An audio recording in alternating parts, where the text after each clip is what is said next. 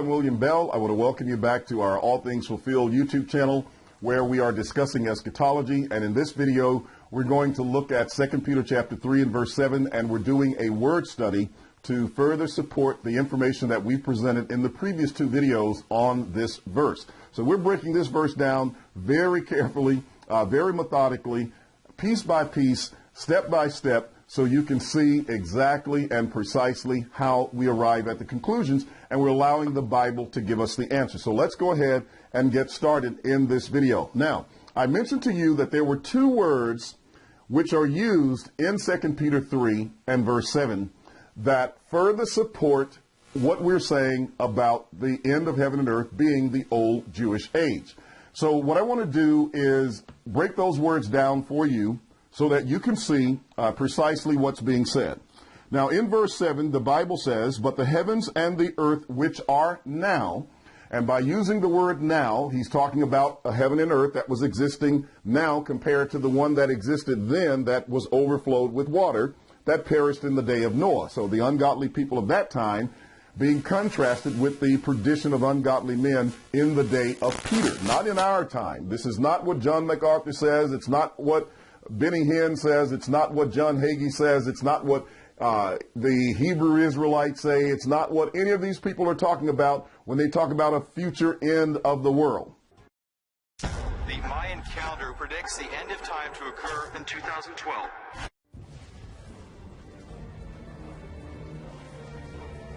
It is close. What I'm about to read to you is going to happen, and it's going to happen right before we know it. It is so...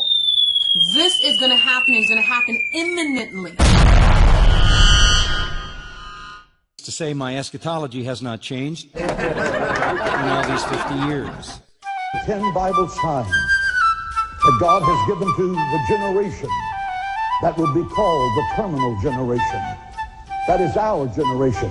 Just right now, I can prove we're in the era of the second coming of Jesus. That is our generation.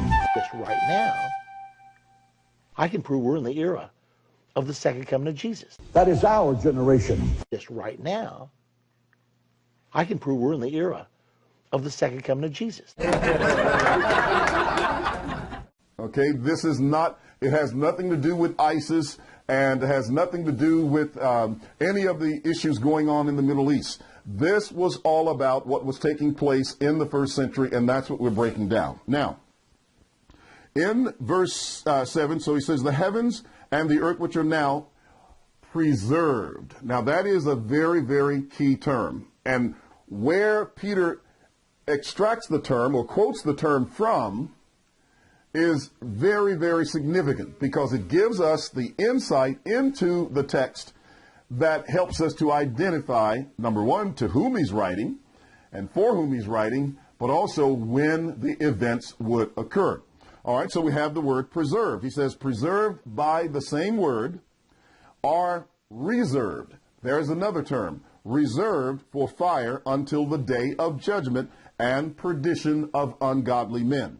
All right, so the heavens and the earth, which are now preserved by the same word, are reserved for fire until the day of judgment and perdition of ungodly men. So what are these two words that are in this text that are such a huge clue in helping us to understand what Peter is talking about? Well, the word preserved is from a Greek term, and I'm going to see if I can find that term to explain it for you. Let's look at the term preserved. That term preserved is from the Greek word which means treasured up, okay? Something that is stored, all right? And I think in the old King James Version, it would say that they were kept in store, all right? So something that is stored up. And the actual Greek word used in this context is tethesorismenoi. That's the best I can do in butchering up the Greek, okay? And he said it is treasured up or stored up for fire and judgment, you know, in the perdition of ungodly men. All right, then he uses another term, and the other term is terumenoi, which means to keep and to watch. So, or thesaurus, actually, which is a word that means to to keep and to watch. I think I had it right first time. Terror menoi. All right. And so it means to keep watch. So he's got two words here. One word means to lay up in store, and the other word means a treasure. All right. It's the word from which we get our term thesaurus. All right. And it means a treasure. So it is something stored up as a treasure. All right. And I'm going to give you some illustrations of that as we look. So he's kept this laid up in store as a treasure that a person puts away for an appropriate time. And this is the language that is being used in 2 Peter chapter 3. Now, what I want to do is, first of all, let's go and take a look at the word thesaurus. And this term, according to Webster's definition, he says treasury. It is a storehouse. And when you look at a Roget's thesaurus, if you please, and I have a huge one on my in my library, it is a storehouse, a wealth of words, where you get all kind of synonyms and definitions and words. And so instead of using maybe a simple term, you can go and find these synonyms for these terms. And so it's like a huge dictionary that correlates a lot of words that mean the same thing, but say something very different, so you don't have to use the same word over and over and over again. So it's like a wealth of words, a treasure of words stored up. Well, Peter used this to talk about the judgment that God had planned for a long time, but that he stored up until the appointed time. And this was in his treasures, okay? So judgment was something that was in the treasures of God. Now, where does Peter find these words? From what is he quoting when he quotes these terms? Peter is quoting from Deuteronomy chapter 32. So let's go over to Deuteronomy chapter 32, which is, let me tell you, this is such a phenomenal text. I remember when I first taught this text, I had some people tell me they didn't even know it was in the Bible, okay? They had never seen the information that is found in Deuteronomy 32. By way of introduction to the chapter, I would suggest that you look at Deuteronomy 31, beginning in verse 29, because it's there where Moses, who is about to die, tells Israel in his farewell address that he is going to show them the things that will take place in their last days. Now that's critical, because he's not going to tell them things that were happening to them at the time that they first entered the land of Canaan. But Moses is talking to them about what's going to happen in the end of Israel, in their last days, just like Jacob did in Genesis 49 and verse 1. So here's what he says in verse 29. For I know that after my death, this is chapter 31, verse 29, you will become utterly corrupt and turn aside from the way which I have commanded you. So they're going to apostatize. They're going to forsake the covenant, is what he's talking about. And he didn't say they were just going to do, he said they were going to become utterly corrupt. And evil will befall you in the latter days. That's the last days of Israel. Evil will befall you in the last days. So that's the introduction to chapter 32. 32 is not talking about something in Israel's beginning days. Rather, it is speaking of that which takes place in their last days. Now, this is where a lot of our detractors go wrong. They are so hyped. They get so excited that they want to refute us. They want to destroy us. They want to tear down this teaching on Jesus' imminent return in the first century. They want to prove us wrong so bad they can taste it, or they think they can. But they fail every single time. Miserably fail. Wayne Jackson, who was very well-known preacher and apologist in the Churches of Christ, wrote some years ago trying to refute covenant eschatology. As a matter of fact, he's the one that caused me to go study this text more carefully. And he tried to refute it. And I'm going to show you the passage in a moment. He tried to say the term at hand that Moses used in Deuteronomy 32 referred to Moses' day and time. And what he was trying to tell us was that at hand was very elastic, that it could cover 1,500 years of history. That was the most blatant contradiction and attempt to discredit the Word of God that I've ever seen in a long time. He was so desperate in trying to refute it that he impaled himself on his own broken sword, which is his term. Moses wasn't talking about his day. Moses was talking about Israel's last days. And that's how the chapter has to be understood. So he says, evil will befall you in the latter days, because you will do evil in the sight of the Lord to provoke him to anger through the work of your own hands. Now, to get this story, to get the full impact of this, you got to read Deuteronomy 32.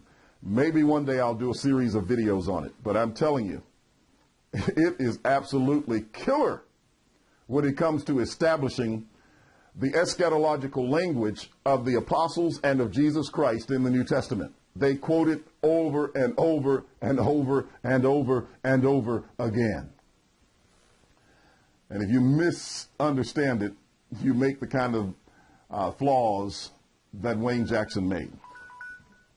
Now, let's go then to Deuteronomy 32, and we're going to look beginning in verse 32 so that we can get this context of these two words that I'm talking about.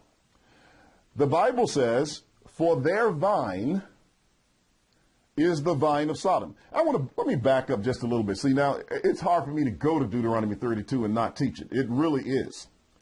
If you look in verse, well, you know what? I'll get to that later. So I'm going to stay where I am. For their vine is the vine of Sodom and of the fields of Gomorrah.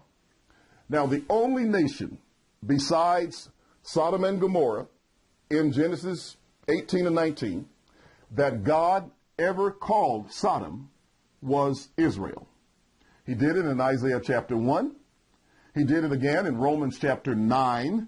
And he also did it in Revelation chapter 11 and verse 8. Their dead bodies shall lie in the street of that great city, which spiritually is called Sodom and Egypt, where also our Lord was crucified. That is no other city than Jerusalem. Jesus said it cannot be that a prophet perish outside of Jerusalem. Luke 13, 33 through 34, I believe it is. But the point being, Sodom was a reference to Israel. Didn't Moses say they would become utterly corrupt? Well, how much more corrupt can you get to be called Sodom and Gomorrah?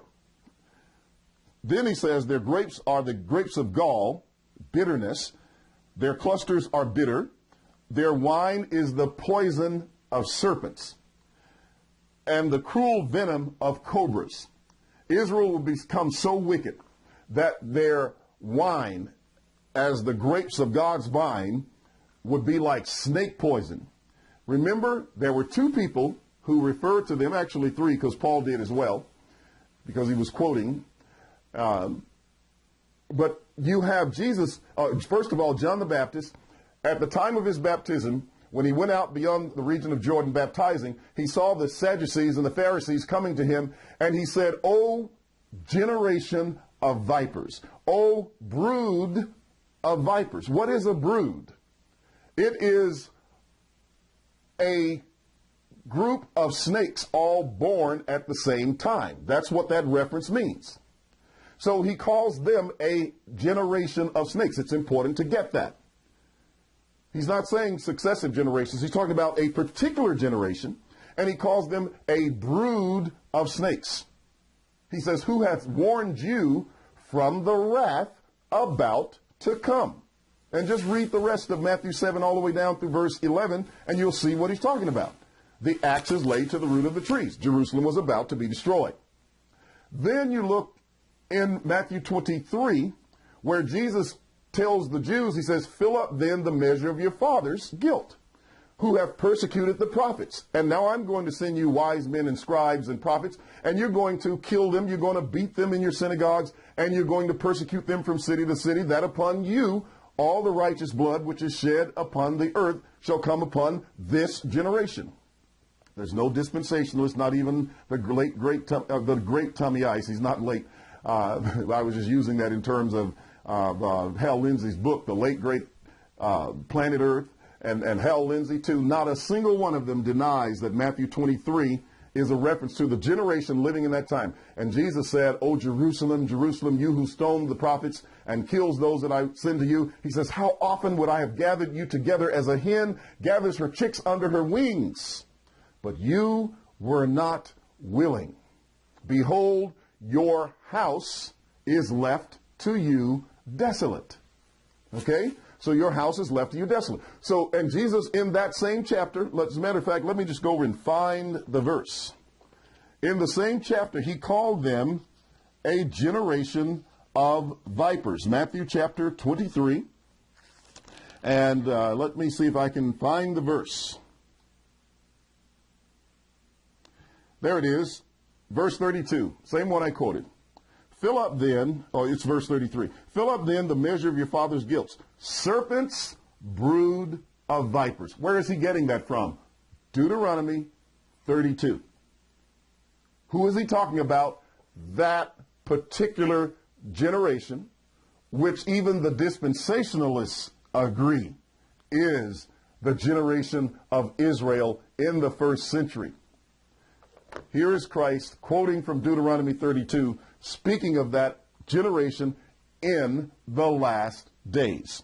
Now, let's go on. He says, here's what I wanted to get to. This is what you don't want to miss. Is this not laid up in store with me? Wait a minute.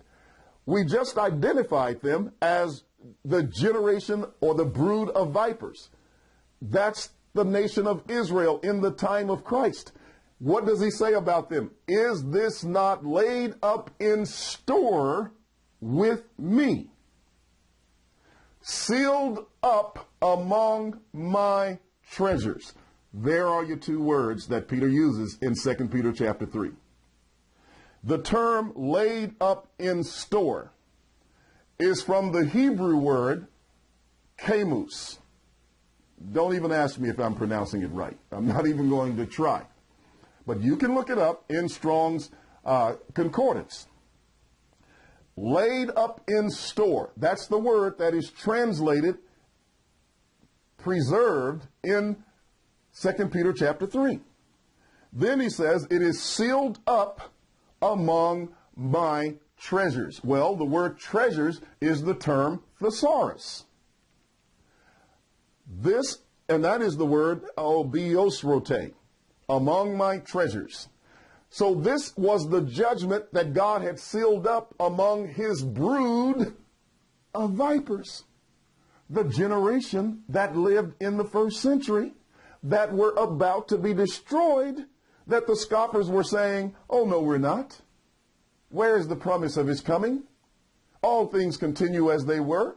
The priesthood is still here. The sacrifices are still here. The temple is still here. The law is still here. We're still worshiping on the Sabbath day. It's not coming to an end. Oh, no. Peter says, yes, it is. They were saying, no, it's not. Now, you tell me who you believe.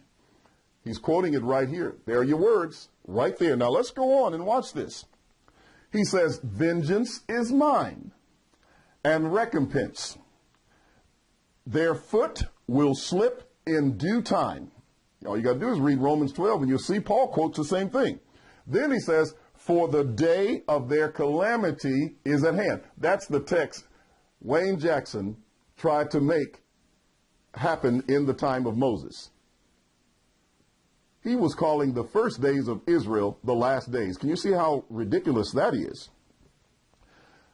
But Peter quotes it in 2 Peter 3, which he has told us this was the last days of Israel. That's when the term was at hand. That's why he used it in 1 Peter 4 and verse 7. The end of all things is at hand.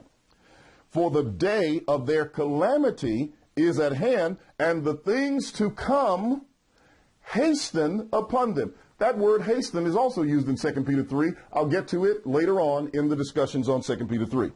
Now look at verse 36. For the Lord will judge who? His people. Who were the Lord's people in the time of Moses? Israel. For the Lord will judge his people and his servants and have compassion on his servants. So Peter, who was a Jew that accepted Christ, he would have compassion on. The scoffers, who were Jews who rejected Christ, he would judge them. That is the use of these two words. Now, as I close this video, let me give you another place where that word thesaurus is used so you really get an understanding. Let's go back to Isaiah, and we're going to look at Isaiah 39 in verse 4. And this was during the time of Hezekiah, when Hezekiah, had gotten sick, and then God healed him. And then Hezekiah did something through his pride that really provoked the Lord. So when you look in Hezekiah 39 and verse 3, well, actually, let's just go on to verse 2. It says, and Hezekiah was pleased with them. This was the time that Merodach-Baladan, the son of Baladan, the king of Babylon, sent letters and a present to Hezekiah, for he had heard that he had been sick and he had recovered. And Hezekiah was pleased with them and showed them the house of his treasures, the silver and gold, the spices and precious ointment, and all his armory, all that was found among his treasures. There was nothing in his house or in all his dominion that Hezekiah did not show them. Then Isaiah the prophet went to King Hezekiah and said to him, what did these men say? And from where did they come to you? So Hezekiah said, they came to me from a far country, from Babylon. These were his enemies. They were natural enemies. Israel was always being attacked by the people in the north and the people in the south, people in Egypt. And he said, what have they seen in your house? So Hezekiah answered, they have seen all that is in my house. There is nothing among my treasures, that's the word thesaurus, that I have not shown them. Everything that was stored up in the house, all the holy vessels, all the things that in his house, all the gold, the silver, everything, Hezekiah didn't hold anything back. God didn't want them looking at any of it. But it was stored up in that house. So that term thesaurus and kept in store is used to demonstrate a treasure. So God's judgment was his treasure. Let me give you the last verse from 2 Peter chapter 2, and you'll see this also in connection with the same. In verse 1 of 2 Peter 2, he says, but there were also false prophets among the people, even as there will be false teachers among you who will secretly bring in destructive heresies, even denying the Lord who bought them, and bring on themselves swift destruction.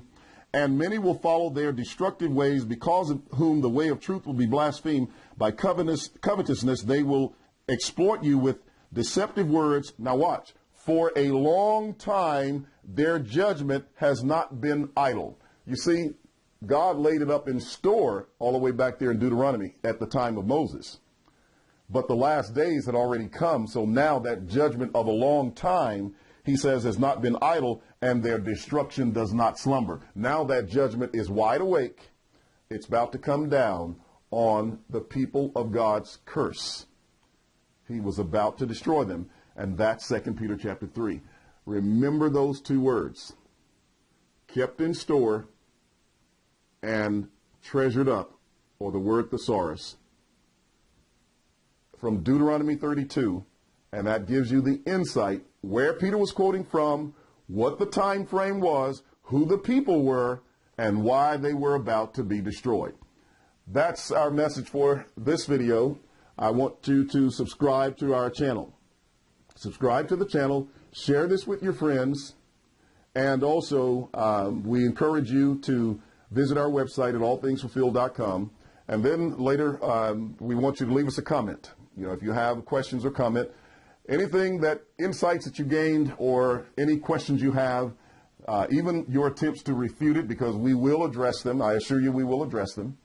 and leave those comments there, and we'll see you in the next video. Now, let me tell you what the next video is going to be about. Let's see, what am I going to talk about in the next video? I think I've given you everything that I wanted to share with you on verse 7. And so in this, here's what we're going to talk about. All right, in the next video, I'm going to come back, and then I'm going to talk about the fire. All right, I'm going to show you the source of the fire that Peter talks about, and who it applies to, how it applies, and you're going to see how everything ties together. So we're still working with with verse 7 of 2 Peter 3. I'll be back in the next video. Subscribe, share, comment, visit our website. I'm William Bell with All Things Fulfilled. Thank you very much for your time.